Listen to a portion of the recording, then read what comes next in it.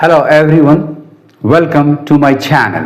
Students, today's topic is selecting antonyms asked in the IBPS RRB and IBPA clerk mains examination.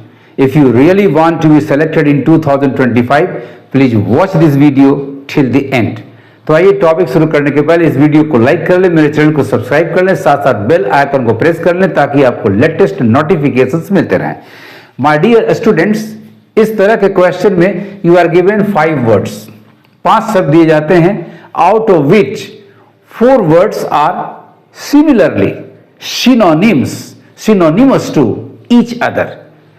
The 5th one, अब यही पकड़ना है कि पांचवा कौन है. The 5th one is their antonym. You have to select the word which is antonymous to the remaining 4 ones.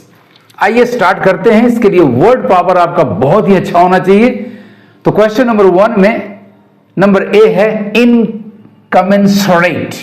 इनकमेंसरेट का मतलब होता है not in proportion with, not in keeping और इन प्रोपोर्शन विथ, यानी अपर्याप्त, इनएडिक्वेट भी इसे कह सकते हैं.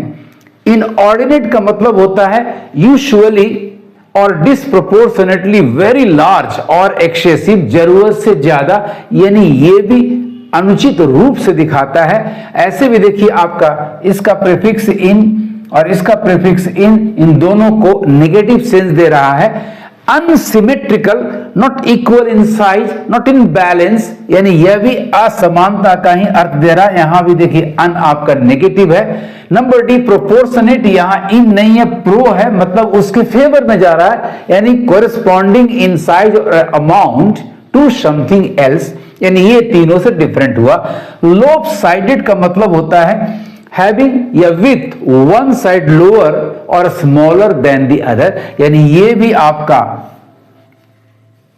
ए बी और सी से मैच करता हुआ नजर आ रहा है. यानी आपका ए बी सी एंड ई ये सारे नियरली सिनोनिम्स हैं. केवल एक वर्ड आपका बचा डी, जो इनका इन चारों का एंटोनीम हो पा रहा है. So the right answer is option number D. इसे आप मार्क कर लो एज योर आंसर. कितना आसान है, लेकिन तभी आसान होगा जब आपका वर्ड पावर बहुत ही अच्छा होगा. Let us come to question number 2. Number A है डिसिपेट. ये फीलिंग या इमोशन से जुड़ा हुआ शब्द है. इट मीन्स टू डिसअपियर और काउज टू डिसअपियर, यानी ये भी एक नेगेटिव सेंस दे रहा है. लेविश ये मनी या टाइम के लिए आता है, जनरली मनी के लिए यूज करते हैं.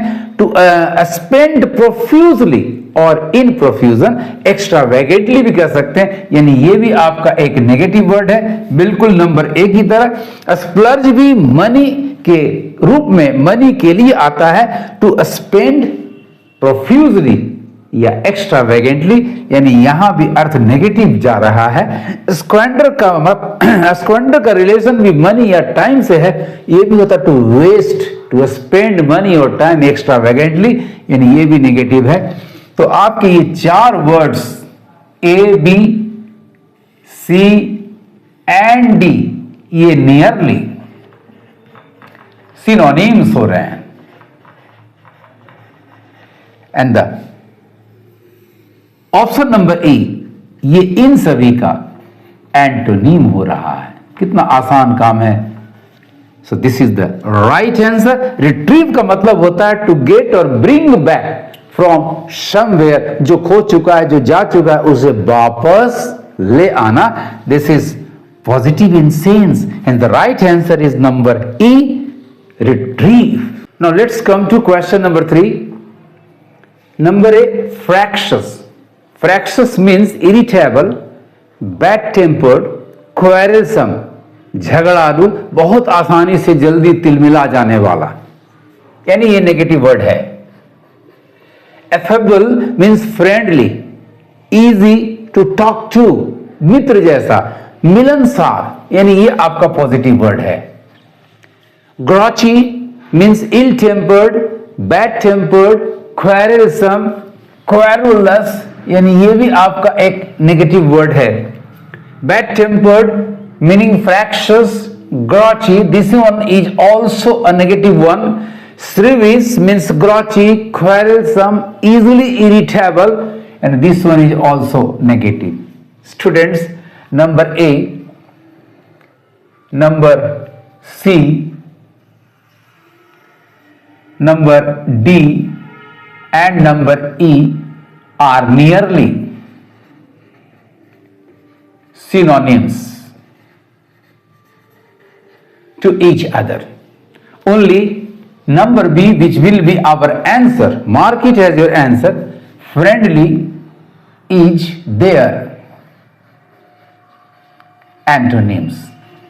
देखिए, नेगेटिव और पॉजिटिव सेंस में यदि आप क्लासिफाई कर लेते हैं तो ये भी एक बड़ा ही शानदार, बहुत ही हेल्पफुल मेथड होगा फाइंड आउट करने के लिए. इस तरह से आपका क्वेश्चन नंबर 3 में number B, affable is antonym to all the remaining 4 ones, fractious, grouchy, bad-tempered and shrewish. All these words have negative sense meaning quarrelsome, ill-tempered, but affable means friendly. Now is the turn of question number 4. Number A आपका है conciseness, means the act of or the state or the quality of omitting unnecessary details from a very wordy or verbiage statement. यानी उसको short कर देना, उसके संक्षिप्त अवस्था में, संक्षिप्त रूप में ले आना, संक्षिप्तता भी कह सकते हैं. इलोक्वेंस, और ऐसे संक्षिप्त रूप को, ऐसे शॉर्ट फॉर्म को जनरली हो सकता है कि ये इनइफेक्टिव हो. Eloquence an effective way of talking और स्पीकिंग, यानी फ्लुएंटली बोलने की कला, यानी बहुत ही प्रभावशाली. रिटोरिक में यूजिंग द लैंग्वेज एम्बेलिशेस, उसके ऑर्नामेंट्स को, जैसे फिगर्स ऑफ स्पीच को, अपने लैंग्वेज को इफेक्टिव बनाने के लिए यूज करना, उसको सजाने के लिए यूज करना, यानी इफेक्टिव. मैग्नीलोक्वेंट, बहुत ही शानदार तरीका, Loftie way of speaking, oration में इसका इस्तेमाल होता है और इसका बहुत अच्छा प्रभाव इफेक्ट ऑडियंस पर पड़ता है, यानी यहां भी इफेक्टिव का सेंस है. ब्लैवनी, ये भी एक इफेक्टिव वे ऑफ टॉकिंग है, ओरेशन है, यानी यहां देखिए सेंस आ रहा है इनइफेक्टिव, यहां आ रहा है इफेक्टिव, यहां आ रहा है इफेक्टिव, यहां भी आपका आ रहा है इफेक्टिव, यहां भी इफेक्टिव का सेंस है और यहां भी इफेक्टिव का सेंस है. यानी students, number B, number E, number C and number D, इन सभी में एक रिलेशन बन जा रहा है. ये सभी के सभी नियरली सिनोनिम्स हैं. तो बच गया आपके पास number A, it is your answer. Conciseness, ये आपका इन सभी का एंटोनिम हो गया. बिल्कुल आसानी से आप काम कर पाएंगे. Now is the turn of the last question, question number 5.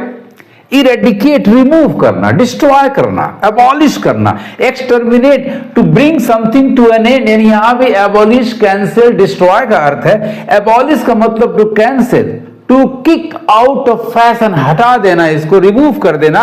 Ratify, to give a formal consent in an agreement, औपचारिक रूप से अपनी सहमति प्रदान करना. देखिए यहां नेगेटिव सेंस जा रहा है, एक्सटर्मिनेट नेगेटिव सेंस है, एबॉलिश नेगेटिव सेंस है, क्वैश का मतलब भी एबॉलिश कर देना, यहां भी नेगेटिव है, लेकिन यहां रेटिफाई का मतलब हो रहा है to give once formal consent, सहमति प्रदान करना, एग्री कर जाना, यानी यहां आपका पॉजिटिव सेंस है. तो कितनी आसानी से देखा, number A, number B, number E and number C, all these are nearly synonyms. Only number D, which is our answer, is there. Antonym.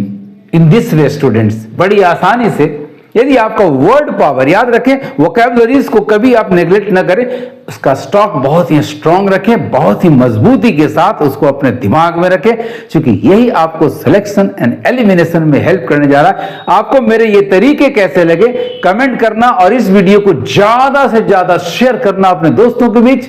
Thank you for watching my video. पढ़ते रहिए, आगे बढ़ते रहिए।